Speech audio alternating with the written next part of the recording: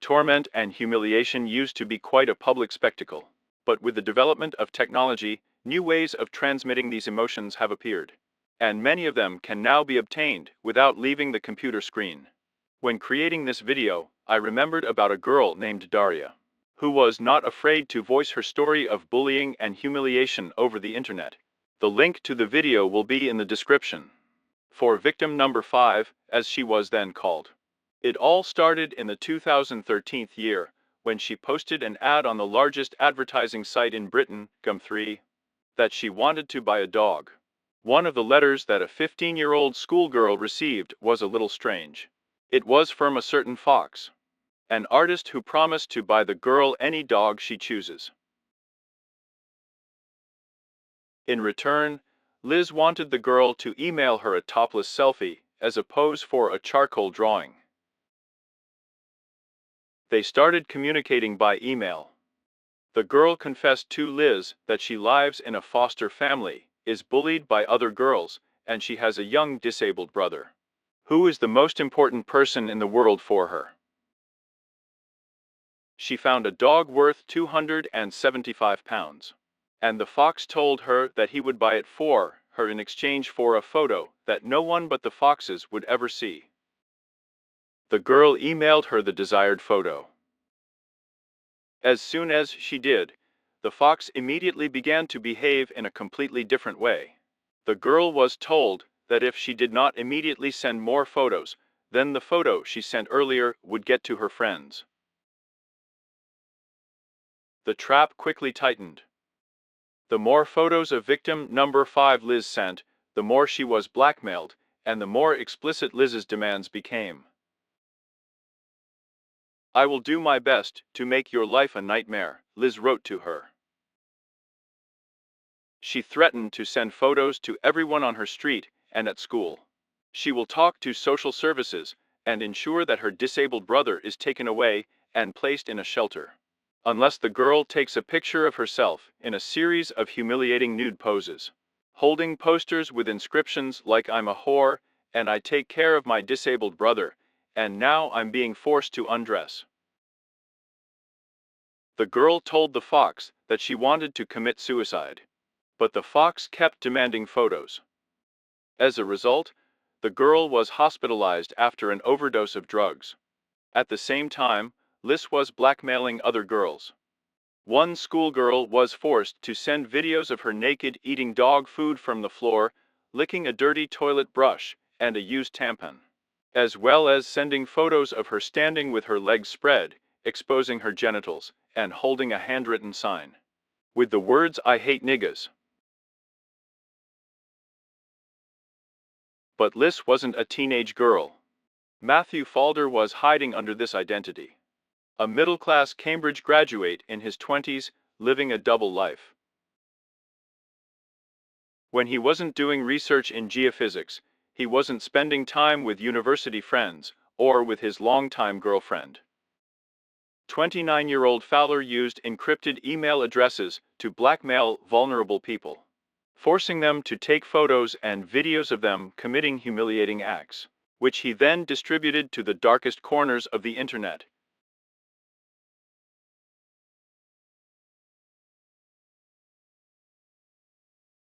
According to prosecutors, Falder, who grew up in a prosperous area of Cheshire, treated his victims both as sexual objects and as objects of ridicule. In the darknet, he especially preferred to see children in poses of humiliation and pain.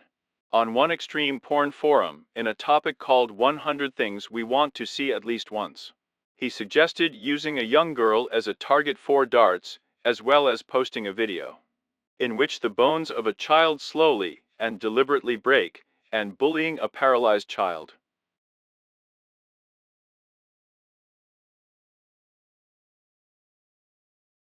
Now Falder, who joked with detectives when they arrested him in June 2017, that the charges against him sounded like a hell of a list of crimes, was sentenced to 32 years in prison by Birmingham Crown Court.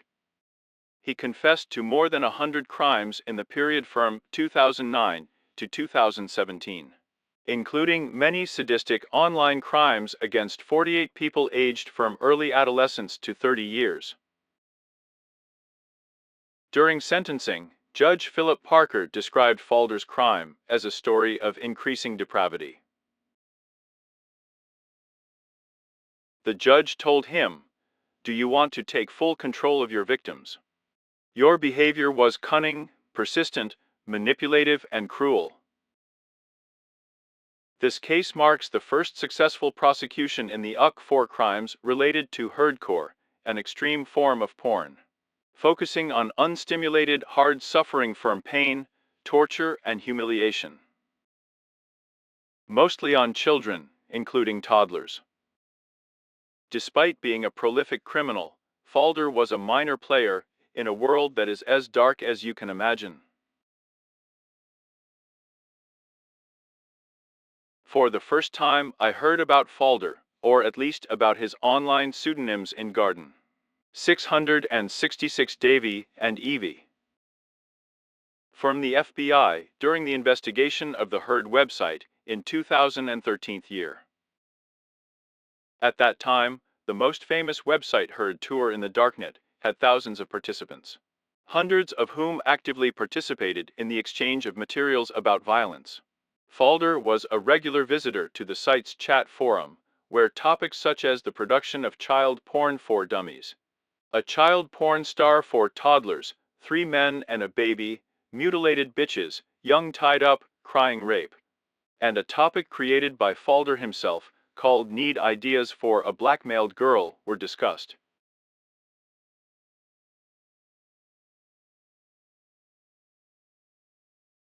Hurtcore is a fetish for people who are turned on by inflicting pain or even torture on another person against his will, explains Eileen Ruby, who researched the area of Hurtcore on the darknet for her upcoming book The Dark Web. It can be so sadistic that even most pedophiles are disgusted.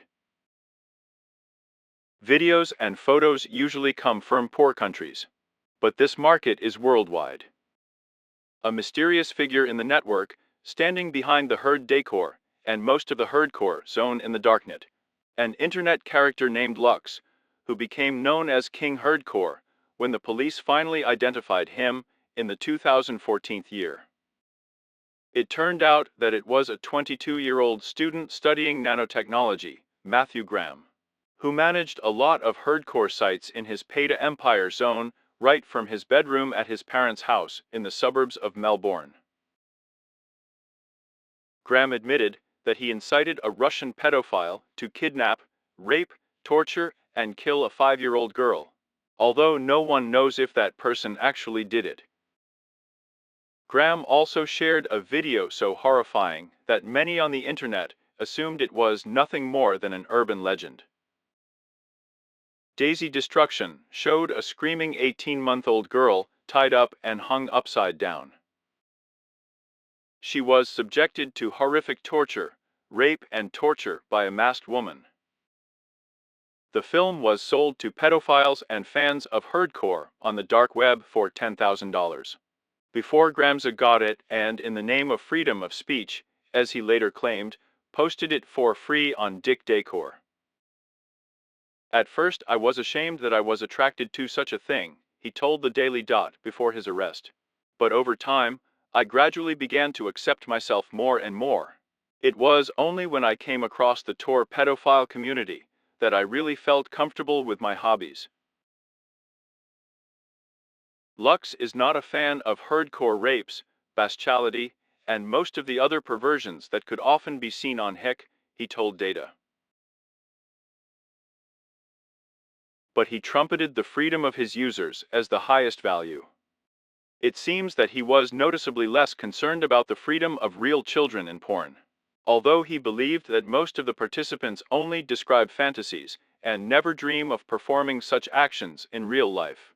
If someone had ever done something like this to any of my familiar children, I would put a bullet in his head, he wrote in an email.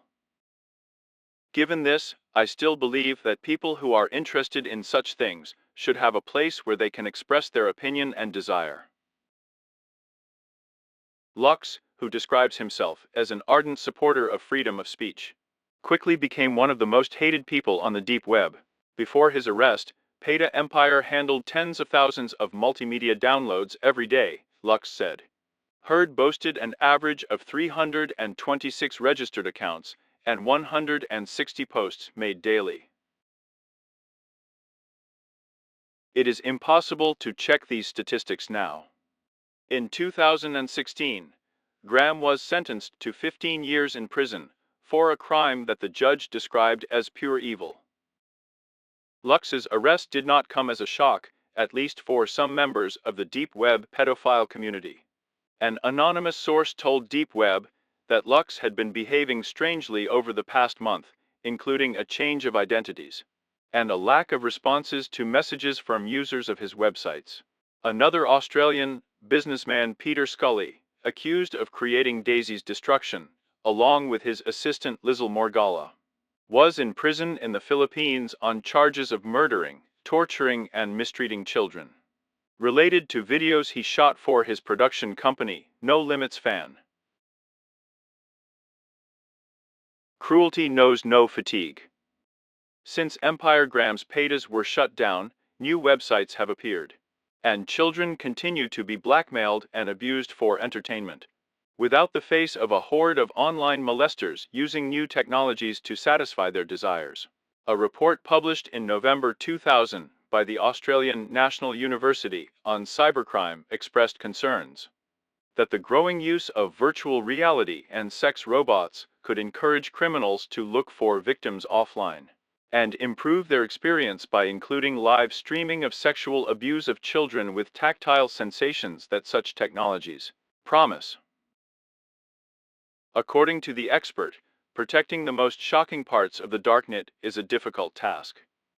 The darknet creates a lot of problems for law enforcement agencies, since they cannot track users using conventional computer methods. They have to rely on old-fashioned detective work, trying to identify users by signs in photos and videos, or using social engineering, using deception to manipulate people in order to obtain confidential or personal information. Unlike other dark markets, such as the arms and drugs market, most of the illegal porn is distributed among the participants for free. Therefore, there are no monetary or cryptocurrency traces on which to follow them. Working undercover is often the best method. But in order to get access to the most extreme sites, participants must provide original and unique materials describing child abuse. Therefore, it is obvious that law enforcement agencies cannot participate in this. One of the most difficult elements to understand when it comes to Hurd's crimes is motive. Fulder and Graham were barely out of their teens when they became involved in Hurtcore.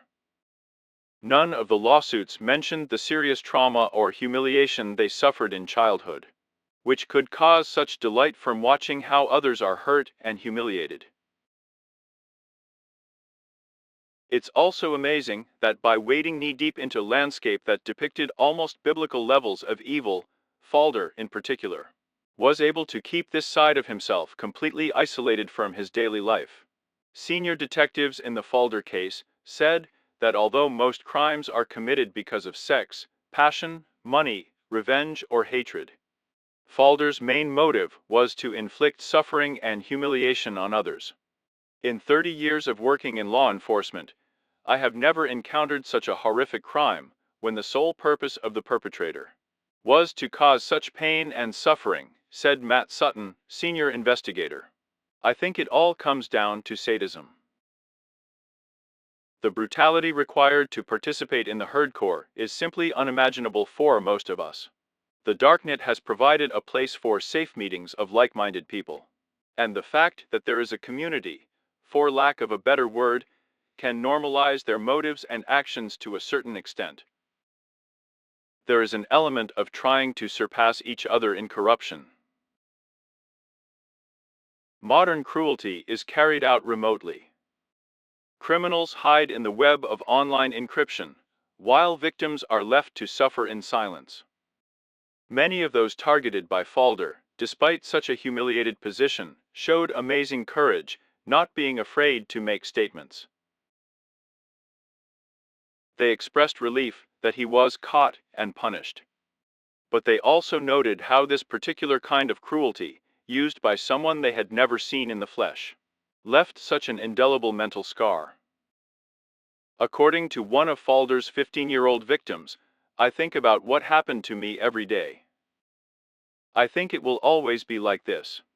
Matthew Falder managed to appeal his sentence on October 16, 2018. The Court of Appeal reduced the term of imprisonment to 25 years.